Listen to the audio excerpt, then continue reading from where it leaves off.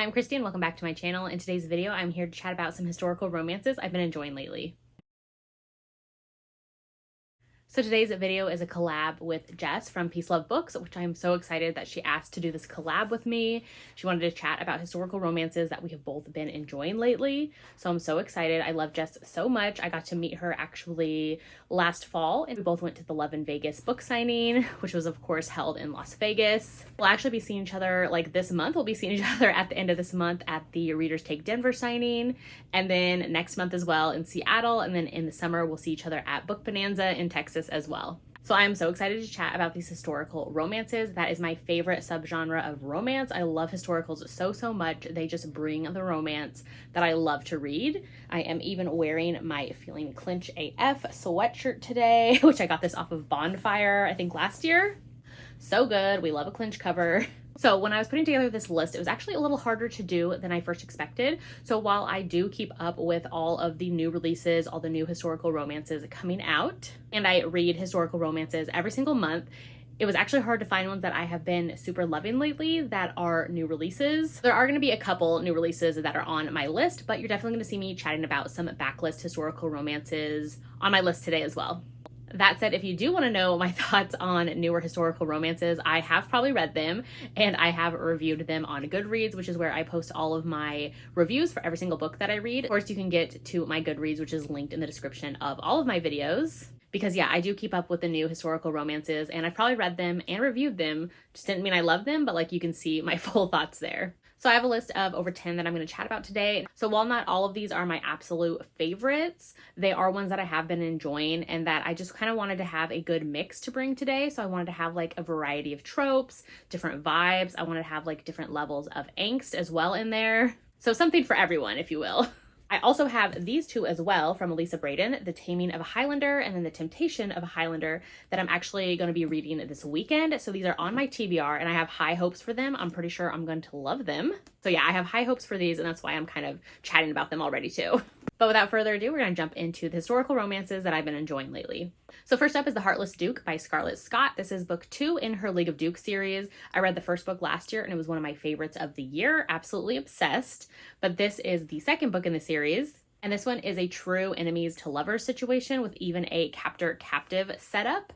So in this book, the hero is a duke and he is headed to his half-brother's wedding when the story starts, which his brother is the hero of book 1. And when he gets there, he's introduced to his nephew's governess, which is the heroine, and he is immediately entranced with her. So then we find out that the heroine is actually pretending to be a governess with actual plans to kidnap her charge / the hero's nephew. So we find out that the heroine is this trusted member of this underground organization that's trying to get Irish independence. He ends up kidnapping her charge, which is the hero's nephew, and so that is how he gets involved. So the hero is the leader of the secret branch of the Home Office, and he is kind of tasked with keeping the peace.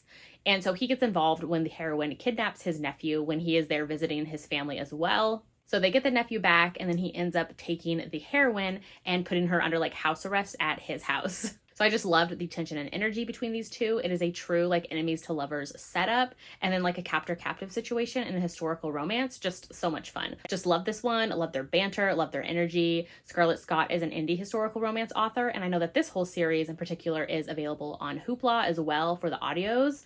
Definitely recommend.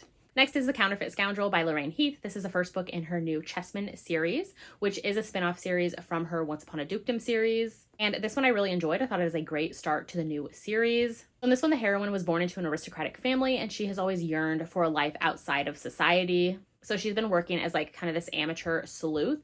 And when the story starts, she has already been hired on to work as a maid in the hero's house. So the heroine was hired by this man to kind of obtain proof of his wife's infidelity. And so the heroine is posing as a maid in the woman's supposed lover's house, which is the hero. We actually learn from the hero's POV really early on into the story that he has been helping these women out of sticky situations, bad marriages, by like pretending to have affairs with them when really they're just like friends and like hanging out during that time that they're supposedly like doing these scandalous things together. So both of these characters from the start are like mutually attracted to one another while also like trying to feel out the situation because like she's being a spy in his house and then he's kind of onto her as well. So it has this like cat and mouse setup. And then things kind of take a turn when the hero is actually accused of murdering cornering a certain man of like a woman he was accused of having an affair with. And so him and the heroine end up teaming up to work together. And so yeah, the story kind of goes from there. I'm obsessed with Lorraine Heath. Like, I love her books so much, and I'm so excited for the rest of this series, so I definitely recommend. Next up is A Rogue's Rules for Seduction by Ava Lee. This is the third book in her Last Chance Scoundrel series. I'm obsessed with this book. It is my new favorite historical romance release that I've read this year. So this one actually doesn't come out until April 25th, but I definitely recommend pre-ordering it. It was just so good. So in book one of this series, we saw the hero of this book, Dom. He jilts and leaves his bride at the altar. And like his two best friends, who were her brothers in that book, they kind of helped him out. And so all three of the heroes got into trouble after that from their families. And they were kind of given this ultimatum to like, you need to marry a respectable bride within the year or risk being cut off financially. So now this is the last book in the series, and it is a second chance romance between Dom and Willa, which is the bride that he left at the altar. In this book, it starts off, it has been a year since the wedding that never was, and Willa, she had escaped to the continent after, you know, she was left at the altar. And so now she is back in England, and her and the hero both end up at this isolated like Scottish island together. So they find themselves kind of both thrown together at this house party of a mutual friend by their friends and family who kind of like know that these two are meant to be together, and they just kind of want to throw them at the same place. So at first, these two definitely try to keep their distance from one another, but they realize they keep getting pushed together like by their friends and family. They have like adjacent rooms in the house. There's like house party games, and the weather like throws them together. So they realize that they can't stay away from one another, and they also have to confront their past. So I just loved this. I love a second chance, and like in a historical romance, second chances work so well for me. This one's definitely got that tension. It has angst. The characters, they both realize how little they knew of one another in the past and how like that wasn't the right time for them to get married. The hero in particular, he was born a commoner, and his dad made a fortune later on when the hero was a teen. And so he's always kind of felt like he doesn't really fit in with society. And so he definitely doesn't feel like he's worthy of the heroine, who is an Earl's daughter. She's like a society princess. So he always had this feeling that like she was too good for him. I just love this one. I'm obsessed with this book. I read an arc of it in January, and I can't stop thinking about it. So good. If this isn't on your TBR already, it should be. Definitely the best in the series. Like, so good. It comes out in April. Next is Get Thee Off My Lawn by Daria Vernon. This is a historical romance novella, super short. It is on Kindle Unlimited as well. This is just hilarious. I'm not usually a rom-com girl, but like this historical rom-com really worked for me. This one, just like the tagline says at the top, it is a Regency rom-com with a swan problem that ends up leading to a hookup and then more. So this read is just an absolute delight, and I had the best time with it. This one starts off with the heroine. She is super distraught because her beloved swan has been missing for a couple days. And at the beginning of the story, she sees that her swan is on the neighboring land. So she decides to trespass over and go and get her swan back. So she is in the middle of this pond, stuck in the mud, trying to like wrangle this swan when the hero comes across her, and he's like, what are you doing on my property?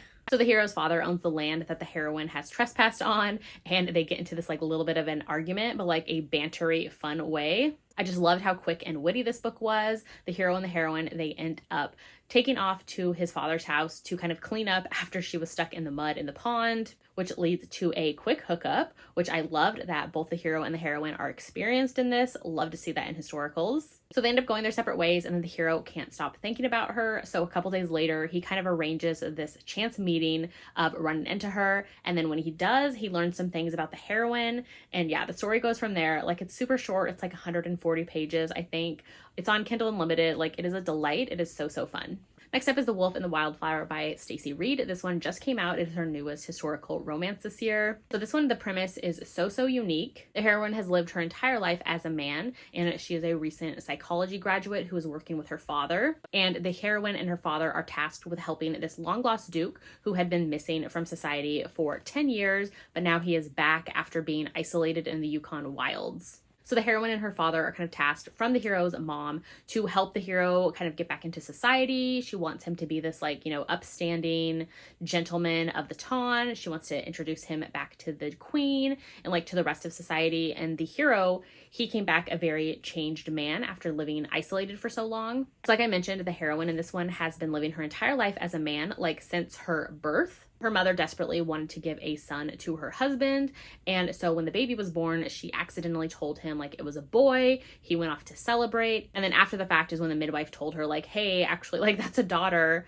but you know what, like maybe we can play this off for a little bit, like temporarily tell your husband that you have a son, he won't know, and then like you can ease him into it later, which of course that temporary solution ended up being a long-term thing because like I mentioned, the heroine is in her 20s now. She is a psychology graduate and her father still believes that she is a son, and like so does everybody else. Like the mom is the only one who knows that she is a girl. So the hero in this, he is kind of quiet and isolated and just doesn't have any time for anybody in society. But when he meets the heroine, he instantly knows that she is living life a lie. And he kind of like zones in on her and is like, hey, like if you're being able to show people that you're living life as a man, like maybe you can help me out and prove to my mom and society that I am this like distinguished duke when really like I don't want to be that at all. And yeah, it's a new one from Stacey Reed that I know so many people have loved, and I definitely recommend checking it out. Like I've had people tell me that they don't even read historical romances and they really loved this book. Next up is Her Lessons in Persuasion by Megan Frampton. This is the first book in her new School for Scoundrels series, which I believe just came out in January. It is definitely low angst. So this one has a lot of fun things. It has a fake relationship. It has a grumpy heroine. She is an astronomer. There's a class difference. The heroine is the lady and then the hero is a lawyer. There's a bookish hero. Like the hero even has book club meetings with his friends where they meet and discuss books and life like every month, which was so fun. So in this one, the heroine is 24 when the story starts and she is just like counting down the days until she can gain her inheritance, which is in 6 months. She is determined not to marry. So she has a little bit of a reputation of being a grump in society when she meets the hero one night. The hero is just an ordinary man. He was actually an orphan and he was raised in this kind of school for boys, or it was nicknamed the School for Scoundrels, which is the name of the series that's going to follow him and his friends. And so he just worked hard, made his way up, and became a lawyer. So he only has time for his work and his friends, and one night he is heading home from work and he sees the heroine standing on the edge of this bridge, and he misunderstands the situation and thinks she needs rescue, like she's gonna jump. So he runs over to help her and kind of tackles her from falling off the edge of the bridge, when in fact she was just up there like because she's an astronomer, so she was trying to get like a better view of the stars and the sky. So they kind of have this misunderstanding, but he's like, well, I can't leave you like out here alone, like I have to escort you home. So they do, and they kind of chat along their way, and then the heroine surprises even herself when she kisses him when he drops her off at her house. So they're both kind of like, what just happened? And then they end up meeting again later on at this like bachelor style auction, and the heroine's new stepmother is there with her father, and she decides to bid on the hero to spend time with the heroine and like take her out to an opera. The heroine's stepmother and father see how well that the heroine does when she is escorted to this opera by the hero. They see that like other men of the town are interested in her because like now she's out there dating, like maybe she's not this grump. So they get the idea to set up this like fake relationship between her and the hero. So I kind of love the fact that it was the father and stepmother like setting up this fake arrangement. And yeah, this one was just so cute. I love how both of the characters are super quirky. They're actually both virgins as well. And of course, I love a bookish hero. Next up is Yours Until Dawn by Teresa Medeiros. I have talked about this book countless times. Here is the step back. But like, I'm obsessed with this book. It was one of my favorite reads of last year. And like, the more I can talk about it, the happier I am. So we're just gonna go for it. Because if you haven't read this yet, I'm gonna keep talking about it until everybody picks it up. So basically, this one is a Beauty and the Beast retelling. In this one, we have a scarred Earl who has returned back home from being in the Royal Navy. And when he returned, he was actually blinded. And then the heroine is his newly hired help or like nurse to come and take care of him. I love that the heroine is just strong and stubborn in this one. She isn't afraid of the hero and like stands up to all of the attitude he tries to throw her way. So like I mentioned, this has Beauty and the Beast vibes. So the hero like definitely thrashes about his estate. He scares the servants. We have meddling servants trying to like put them together. And like he's just an absolute grump when the heroine shows up to help him. The banter and the wit in here is just chef's kiss. Like I love this book so much. Love the caretaking in here and her helping the hero kind of try to be independent. The meddling servants were amazing. And then just the beautiful, tender, romantic moments in here. Just so good. I don't recommend looking up too much about this one. Just go into it knowing it has like Beauty and the Beast vibes. Next is Because You're Mine by Lisa Kleypas. This is the second book in her Capital Theater series, which here is the lovely step back here. So in this book, the hero is a tortured actor owner of this theater company. And we did meet him in the first book, but you could still read this as a standalone. The book just worked so well for me. I love the drama, I love the angst, I love the characters, and like the tropes in here just worked so well for me. But when this one begins, the heroine, she is a lady, she is 18, and her parents are trying to force her to marry this like really older dude who she is definitely not into. So she decides the only way she can get out of that is to kind of shame herself in the eyes of society. So she decides to set off to have this like scandalous affair that will kind of force her family and her like betrothed's hands into letting her go. So she already knows about the hero, who is this like acclaimed actor and kind of like a legendary womanizer. And so she sets off, goes to his theater and is like, hey, do you want to have an affair with me? So the hero immediately tells her no. He's like, no, thank you. You are young. You are not for me. Like, go away. The heroine sticks around the theater. She ends up meeting with the like assistant manager of the theater and decides to become her assistant. And so the next day, the hero shows back up at work at the theater and is super surprised that the heroine is there and working around him. And it just forces like all of this close proximity. I love this. I loved how determined the heroine is to win the hero. Yeah, like I said, we have a tortured hero. We have some family secrets. We have a lot of drama. There's caretaking. Like, this is just 90s Lisa Kleypas gold, and I love this duet.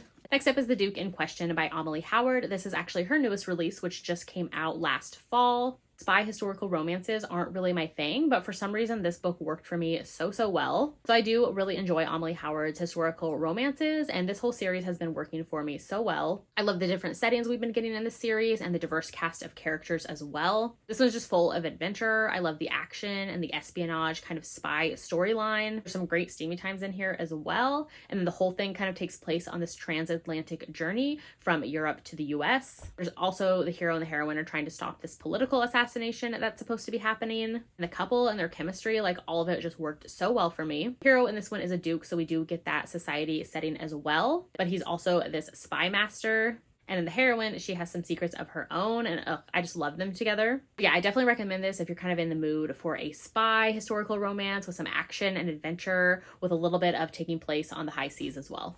Next up is The Proposal by Mary Baylog. This is the first book in her Survivors Club series. So this series follows 7 characters who have become friends and formed this Survivors Club because they have all survived from some sort of trauma, mostly war, and they all have kind of like physical or mental wounds. So they kind of all banded together and created the Survivors Club where they meet together annually. So in this one, we get a class difference romance. The hero actually left home when he was 18. He became a soldier, and now he is back home for the first time, and he is 33 now. And he finds himself, he was born like middle class, but now he has been appointed a title because of things that he did in the war. And he's also the guardian of his half-sister who lives with his stepmother. The hero, he is definitely not wanting to do anything with society, but he does want to help out his sister and kind of her social standing and help her find a good marriage. So he knows to kind of get this footing in society that he needs to marry, but he's determined to marry a middle-class woman because he's like, you know, I want somebody middle-class like me, like I am not into society. So he's spending time at this annual get-together of the Survivors Club, and he ends up going out on this walk, and that's when he meets the heroine who has like fallen down and needs his help. And so yeah, she kind of like drops right into his lap at the right time, or right when he decides he needs to find a wife to marry. So the heroine is a widow, and then the hero has a problem with the fact that she is a society lady, and he is like determined not to be interested in her while also like super pulled to her. So yeah, I just love Mary Baylog's writing. Her romances are definitely slow burn and kind of quiet and have a different vibe to them, but when I'm in the mood for them, they hit just right, and I loved this class difference romance. Next up is Midnight by Beverly Jenkins. I loved this one. It is so unique from her other historicals. This is, I believe, the only book in her historical romance backlog that doesn't take place in the same universe world like with the other characters, because this one actually takes place in the Revolutionary War. So the heroine in this one lives in Boston, and she is living with her father when the story starts, and it is like 1775. So the heroine's mother had passed away when she was a young girl, and so she's been raised by her father, who is a loyalist. But at night, the heroine works with a group of rebel spies, and she is known as Lady Midnight. The hero, he ends up coming back to Boston because his father recently died, and so he needs to come back and bury him there. He ends up running into the heroine and her father, which their fathers were both like best friends growing up, but something tore them apart in life, and so they kind of became enemies. And then the hero's father also secretly worked with the rebels, and so the hero kind of takes on his role of working with the rebels and working with Lady Midnight, who he doesn't realize at the time is the heroine. They're also a little bit complicated in here because the hero is convinced that the heroine's father was involved in his father's death. And a little bit into the story, the heroine's father actually ends up kicking her out of his house, and the heroine goes to the hero, and they kind of have this marriage of convenience situation to help her out. But one thing about Beverly Jenkins, she can always sell me on a spy espionage storyline. I love her strong heroines and like heroes who spoil the heroines.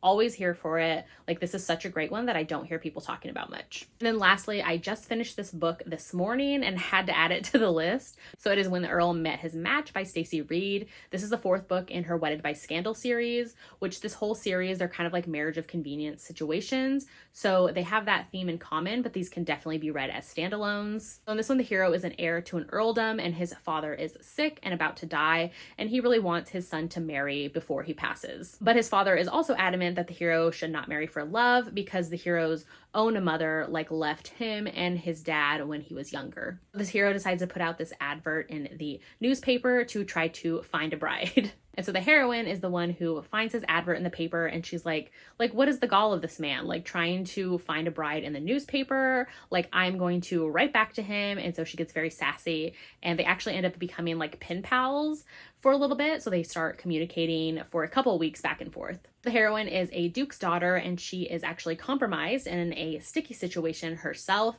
and she realizes that she needs to marry quickly. So in her last letter to the hero, she ends up proposing marriage to him. She ends up not waiting for his response and just showing up at his estate in Scotland, where he has been kind of isolated and raised there. And she shows up at his house and is like, hey, like, can we do this marriage? Like, I need a marriage of convenience. And she is super surprised to find out that the hero is actually mute.